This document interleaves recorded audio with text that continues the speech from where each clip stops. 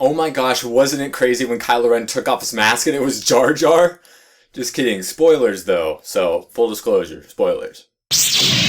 There really isn't a proper way to talk about the movie without giving some sort of spoilery feel. So if you haven't seen the movie and it's within the realm of possibility in your mind, it's like maybe a 1 in 100 chance I'll think about seeing it. Just go see it.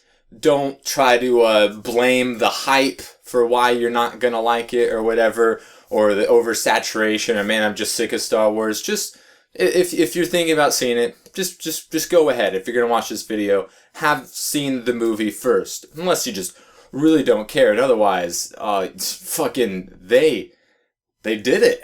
They did it. Star Wars: The Force Awakens was really, really good as a Star Wars movie, as a follow-up to Return of the Jedi, as a resurgence of the Star Wars universe, as a fan. It was a fantastic. J.J. Abrams is the man, the absolute man right now. It was a surreal experience watching it. I was like, I'm watching Star Wars Episode 7. Like, I couldn't, get my head around it. Like, about 20 minutes in, I was already sad because I knew the movie was eventually going to end. But I was, so focused and concentrated. I was like, don't blink, don't blink. I can't blink. I need to absorb all of it. And I'm not even, a humongous Star Wars fan, really. I, grew up with Star Wars, watching the original Tridge on VHS, and then watched all the special editions the days they came out in theaters, and watched all the prequels, and even that CGI Attack of the Clones cartoon thing. And, yeah, this blows all the prequels out of the water, and I know the purists aren't going to say so, but it was better than some of the original Tridge as well. If not all of them, because it was so good. I was very, very surprised. I thought this movie was going to be good, and I thought it was going to be really good, actually. After seeing, the early reviews, I wasn't spoiled for anything, thank goodness, because a lot of people are trying to throw up spoilers. I was on a stream last night watching somebody with only 10 viewers, and someone came in and two people tried to come in and spoiler, and then were whispering spoilers. It's a bad time if you got spoiled. I only saw the first 3 trailers, and I didn't want to delve into anything. I didn't do any research on about who's doing this character, what this character's name is. I knew very little. I knew Finn's name, I knew Rey's name, I knew Kylo Ren's name. I knew, and I saw the first 3 trailers, and that was about it. Needless to say, the movie wasn't the hardest film to predict at all. It was very obvious within the first 5 minutes who Kylo Ren was, because the old dude who gave Poe that chip with the map in it is saying that he was from a family and he knew his name before he was Kylo Ren. It was oh, okay, so he's Han and Leia's kid. He's Han and Leia's kid. It was easy. What other family could he be a part of that's respected in the New Republic? Of course, it was Han and Leia's kid. That was absolutely zero question. So I was kind of disappointed that was revealed so super early, but then they don't keep it as a big reveal, once he talks to the premium exalted being or whatever the fuck, Mr. Giant Tall Hologram Man with the scar face. He was oh yeah, Han Solo's my father, he means nothing to me. And so that was nice. They didn't pretend like they were fooling us. And the fact that Rey was a Jedi, I think, was revealed a little too early. The early speculations was that she was, because it was either her or Finn, and Finn was a stormtrooper, so it seemed a lot less likely that he was going to be the Jedi, and that she was, but in the posters, he's the only one you see holding a lightsaber. And the fact that it was Luke's lightsaber was really weird, Anakin's and then Luke's, because his arm got chopped off in Cloud City, and then it fell. Nobody knew that there was a fight there between Luke and Darth Vader, and nobody knew that it was dropped there, and it was dropped from the cloud. So where did it land? I have no idea, but I mean that's just a little nitpicky. But I loved the movie. Okay, so here's the question that we need to ask ourselves. She's the granddaughter of Darth Vader. We know that unless they pulled some weird thing like she was born of midi-chlorians or some weird thing. But she was abandoned by her parents, which is obviously either Han and Leia or Luke and who Luke's baby mama is. We have no idea.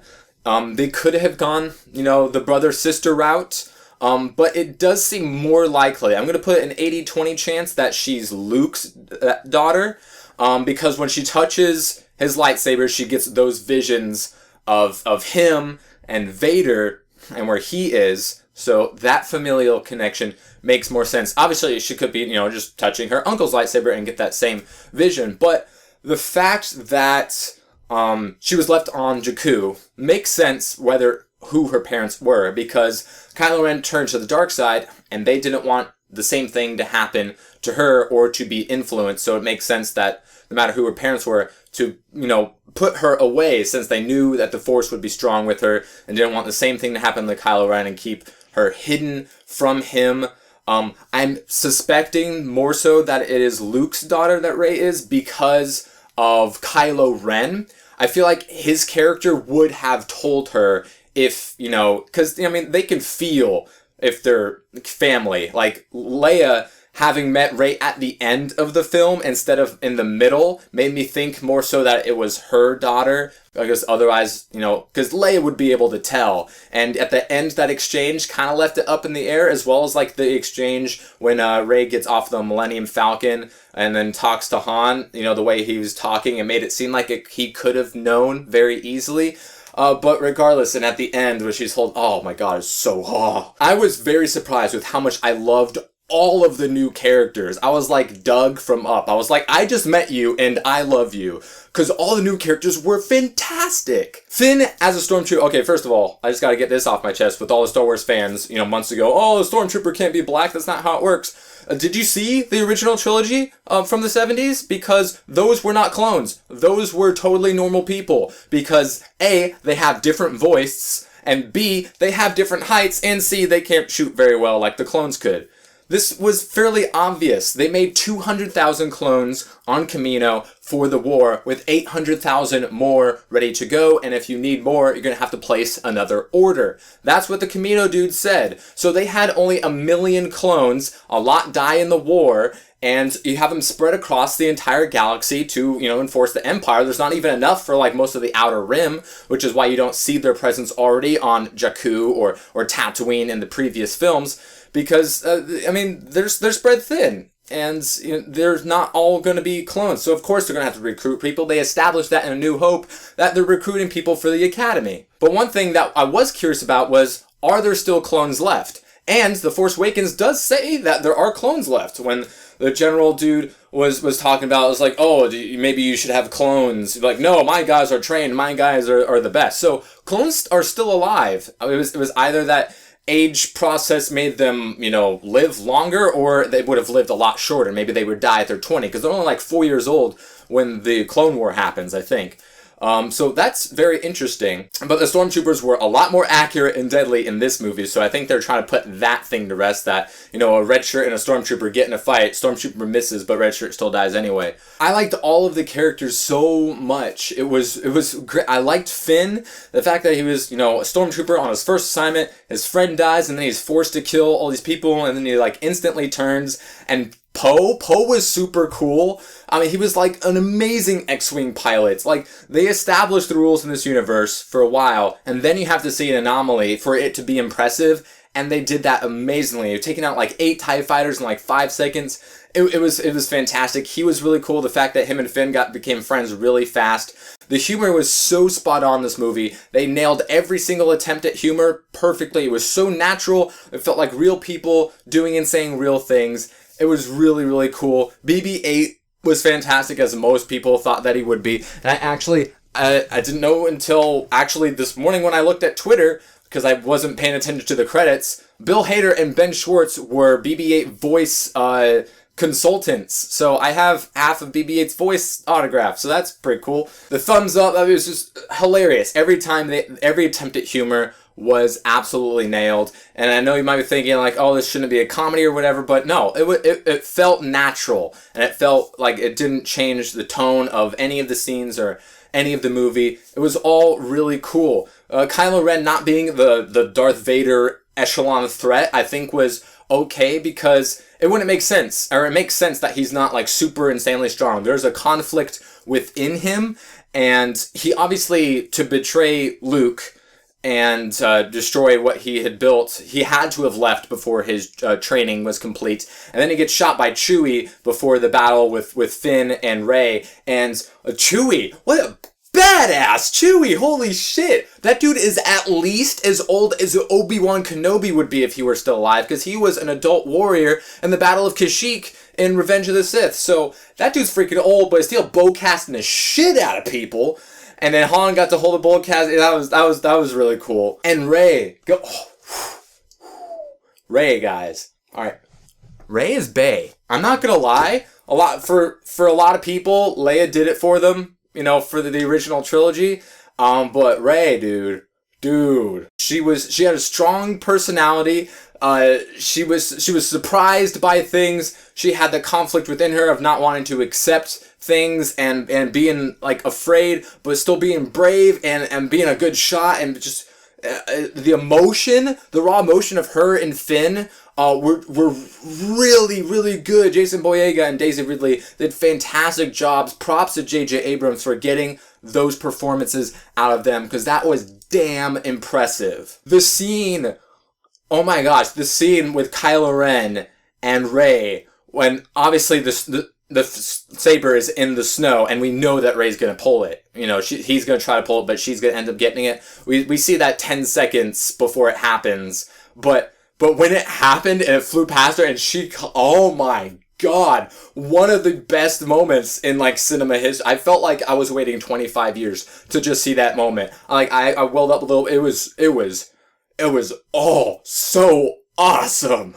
And I don't even know what else to say. I mean, they did it. They exceeded everyone's expectations. They nailed it. They absolutely nailed it. They got the feeling. They pay respect to the original trilogy and expanded upon what the universe had already built. All the new characters were amazing. It was obvious that Han Solo was gonna die. As soon as you see Kylo Ren walking away, it's like, is he gonna follow or not follow? Oh, he's following. He's dead. He's dead. He's absolutely dead. He's falling. Oh, he's gonna die. Kylo Ren's gonna kill him. Especially when he was like, I have one last thing to do. You know, I need your help. I know what to do, but I don't know if I can. It was like, oh, you're talking about killing your father. He still has that conflict within him. Doesn't think he can do it. And when he's hanging over the lightsaber, it's like, oh, he's just going to turn it on and kill him. He's going to turn it on and kill him. And he turns it on and kill him. So makes perfect sense. Harrison Ford wanted Han Solo to die previously. And to get him back, I'm thinking it was either, I'll come back, but you have to kill me. Or I don't know if I'm going to come back. And they'll be like, oh, well, don't worry. We'll kill you. Oh, okay. It had to have been, I think, either one of those. But they did it well. It was not a surprise, especially that Kylo Ren was his kid, because in the trailers, it definitely seemed like Han and Leia were separated, but still in love because of what we saw in the Ridge Tridge. So what breaks up, a marriage like that? Something that happened with their kids. You know, usually like sometimes when a couple has a small child and the kid dies, sometimes that kills the marriage. And when your kid basically is destroyed and turned into a Sith, that's kind of the same thing. So that makes perfect sense, and it was just really cool to see all the new returning characters. R2 was like shut down, and that was like a sad moment, but he comes back up at the end, which might have been because Rey, possibly Luke's daughter, was in the vicinity. So I don't know if R2 could sense or, track that or anything like that, but then he freaking boots up, and then Rey travels, and that was super cool. So yeah, Han ain't with us anymore, but that was to be expected. Kylo Ren is Han and Leia's kid. To be expected after the first 5 minutes of the movie, but it didn't hurt anything. I liked all of the new characters. I loved the action, the CGI. I mean, yeah, they had practical effects in there. BB-8, 100% real. We saw that from the first teaser trailer, and they were like, holy shit, that thing's real? That was crazy. But this movie had more CGI than any other Star Wars by 1,000 million light years. But it was still great. So that just shows you idiots who keep shitting on CGI, no matter if it's the special editions or the prequels or any other film. Everyone loves shitting on CGI. CGI can be done perfectly. If you saw that Freddie Wong video a few months ago, you know exactly what I'm talking about. Or people who don't buy into that CGI is always shitty and bad for movies. This had a lot of CGI, and it was beautiful, and it was amazing. Oscar lock, absolutely, for visual effects. Probably sound mixing and a couple other things, because it was really good. Psyched for Rogue One. And I think Episode 8 could even be better, because they've established all the things. It's no longer going to be like a Han Solo-centric movie, which was like the early rumors, like during filming, or maybe even before filming, that this was going to be mostly focused on Han Solo. And sure, it was more mainly focused on the new characters, because it was kind of passing of the torch, but Han was in it a lot, and it was kind of a lot about him. But, I mean, Episode 8 can even be better. I'm at max level appreciation and anticipation for everything else that Disney has for us for the Star Wars universe. So, yeah, you should see it if you haven't already. But I mean, I just spoiled everything for you. But whew, it was good. It's we're all fine now. Thank you. How are you? I mean, all the good things you heard, they're true. All of it.